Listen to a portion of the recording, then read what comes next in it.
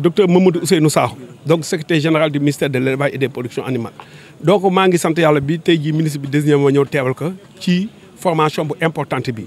di ci gërëm également waa AMPOV parce que Sénégal suñu ko bëggee defal nii la c'est-à-dire ni da nga leen tàggat parce que xam-xam mooy liggéey xaalis je crois que ñii tey jii suñu leen tàggatee ñu war a tàggat ñeneen bon à peu près wax nga sànq mais c'est dans les termes de référence ñu xool ñoo ñëpp ce que dañu fa ñu formé ñoom dem nañu ba xalaat ni mën nañ def 20 fermes d'embauche ci département bu nekk xam nga loolu soo ko defee on a quand même assez de départements donc ça fera beaucoup d'animaux donc lu ñuy wax xale yi mooy tey jii leen di formé nañu ko jëriñoo xam ni xam-xam la xam-xam boobu c'est que duñ ko utiliser duñ ko war a utiliser daan ci mën génne xaalis léegi nag début bi mënul yomb li ma wax nii di il faut nga ñaq pour que nga jëriñu da ngay commencer lépp état bi teg naka en place tey di ñii ñu ngi leen di former ku ñu former ba pare soo defee sa projet am na luñ fi teg pour que ñu financer la. naanaa ce que ministère élevage FONSTAB a ngi fi FONSTAB 45 départements yi am na unité de section de crédit soo demee DER a ngi fi DER nee naa au-delà DER li ci état bi def déjà avec BAD ak AFD 74 milliards la ci BAD def AFD pour mooy le PAVI le projet donc d'appui à la vulgarisation des initiatives entrepreneuriales lii ci la bokk. donc je crois que ñoom suñu defaree fii ñoo war a def seen projet dem ci yooyu defar parce que nag formé naa nga toog du sotti. damay formé li ma formé mooy jëfandikoo ko wax naa leen ko te loolu laa ne il faut que ñoom seen bopp kenn ku nekk ni man tey jii formation bi ma def su ma fi génnee maay gën baax ñeneen ñi kenn ku nekk su defee loolu Sénégal moo ci gagné mais suñu la formé nga toog du sotti donc loolu la ñu wax. bon kii il a revenu nombre bi parce que nombre je sais que c'est tous 3 sessions du dina ci ndawal bon ndawal li xaw na cher mais lu may wax at bu nekk c'est-à-dire que man 80 at bu nekk lii day am lan la suñu mode d'élevage loolu la ñuy war a corriger c'est-à-dire que mode d'élevage da ngay ñëw ba avril mai. nag yi commencé jafe parce que mode d'élevage ji màng nañu. affaire ba am problème d'approvisionnement. mais naka nañu def ba ay entrepreneur xam ne man su ma investir fii génn fi ay nag dina jar bu baax.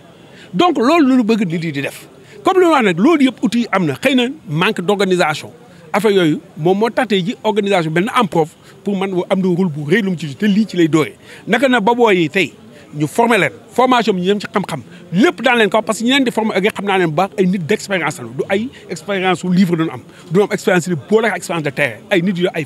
fanweeri at ci àll bi di liggéey ñooñu sa doon la tàggat war nga mën xam ban période laay embaucher naka laay def ba embauche bi gën a yomb ci man naka laay def ba li may jaay gën a yomb ci kii bi parce que li may wax embauche élevage li ci ëpp ci lekk gi la lekku nag lu ci ëpp ci ñax mi la du concentré dafa cher te du la jox lu nga bëgg mais c'est que da nga jël ñax mi nga xam ne déjà yàlla jox na ko à la bonne date nga dakk à la bonne daj ko lépp li nga ko mën a da nga ko def te du la revenir cher te da nga mën jaay viande bi moins cher donc loolu man c'est-à-dire je vais même au-delà du Sénégal booy yi du leen war a former ba nga xam ni marché Sénégal bi déjà daan assurer approvisionnement mais suñuy wax la zone de libre échange économique contrat ñu mën fa defee parce que tey y a des pays de la sous-région c'est-à-dire mi ngi jógee ci yeneen dëkk des autres continents mais kooku tey jii Afrique daf ko war a jël mais loolu laa tey jii c'est que dañu jël cheptel bovin Afrique ça le problème n'est pas seulement sénégalais cheptel bovin Afrique cheptel bovin petit ruminant bu kii mais on représente environ 20% mais c'est que le commerce mondial de la viande on est autour de 5% mais kooku il faut qu'on travaille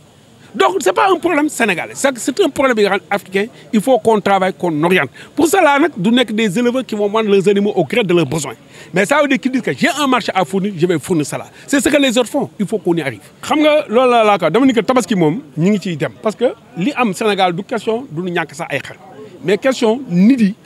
ak demande bi moo bëri tey jii fii ñu toog loolu la wax fii ci Seras mais bis bu nekk su liggéeyee daana rey lu mat junne ak juróomi téeméer ba ñaari junne mais loolu soo bëggee def at bi yëpp mais lu bëri déjà te benn abattoir laa la wax Rufisque day rey Thiès day rey Kaolack day rey Ndar day rey ainsi de te bis bu nekk gis ngeen nombre de bi tey waa clandestin yi ya rombalay affaire yi xam nga yooyu c'est des problèmes nga jógee fa ni léegi ñun ay musulman nan liir bu juddu su fekkee góor la wala jigéen da ngay rey bélier mais saa waay suñu ñëw tabaski dina fekk yëf yi wàññeeku kooku il faut le dire léegi nag mooy tax ñi nga xam ne ñooñu ëpp cheptel ëpp ñu àll foofu la ñuy dem neen nan ñu ñëw jàppal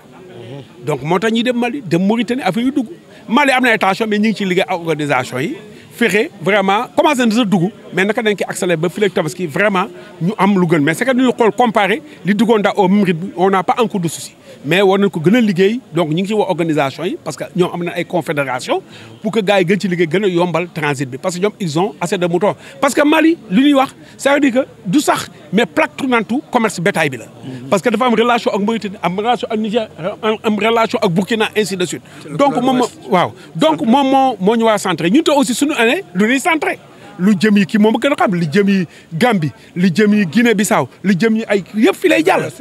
donc voilà un peu le commerce commence à faire mais je me dis que c'est possible que le Sénégal puisse ñu travailler avec nos jeunes là réduire l'importation ça ne se fera pas en 1-2 jours parce que li may wax du suuf soo yokk di bay mais ni ngay kile di jur doom ñoom tam noonu la ñuy ëmbee di jur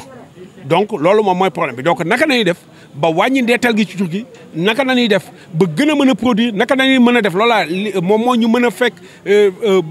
xar bu nekk ci ñetti at yi ci ñaari at yi nga jox ci ñetti yoon doom xam nga loolu organisation lu mën a nekk la mais il faut nga organiser nit di ba ñëw ci loolu donc c'est des choses possibles donc di leen sant di leen gërëm wa salaam